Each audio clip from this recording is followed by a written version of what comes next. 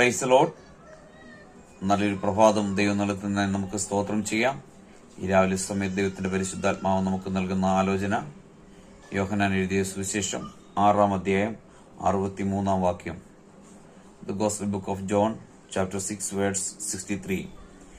ജീവിക്കുന്നത് ആത്മാവാകുന്നു, മാംസം ഒന്നിനും ഉപകരിക്കുന്നില്ല. ഞാൻ നിങ്ങളോട് സംസാരിച്ച വചനങ്ങൾ ആത്മാവും ജീവനുമാകുന്നു.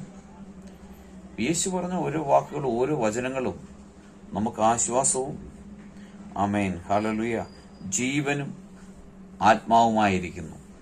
നമ്മൾ തകർന്നു പോകുന്ന അല്ലെങ്കിൽ നമ്മളെ തകർത്ത് കളയാൻ ശത്രു പദ്ധതി ഒരുക്കുമ്പോൾ, അനേക പ്രതികൂല സാഹചര്യങ്ങൾ നമ്മുടെ ജീവിതത്തിൽ കടന്നു വരുമ്പോൾ, ആമേൻ ഈ വചനം വായിച്ച് നമ്മൾ ധ്യാനിക്കുമ്പോൾ അല്ലെങ്കിൽ ഈ വചനം വായിക്കുമ്പോൾ നമുക്കൊരു പുതിയ ജീവനും ഉത്സാഹവും ഒരു ഊർജവും ലഭിക്കും. നാം ചെയ്യേണ്ടത് ദൈവവചനം വായിക്കുവാൻ, ദൈവവചനം ധ്യാനിക്കുവാൻ നമ്മൾ സമയം വേർതിരിക്കുക. അപ്പോൾ കർത്താവ് കാര്യങ്ങൾ ആമേൻ നന്മയ്ക്കായിട്ട് പ്രവർത്തിക്കും.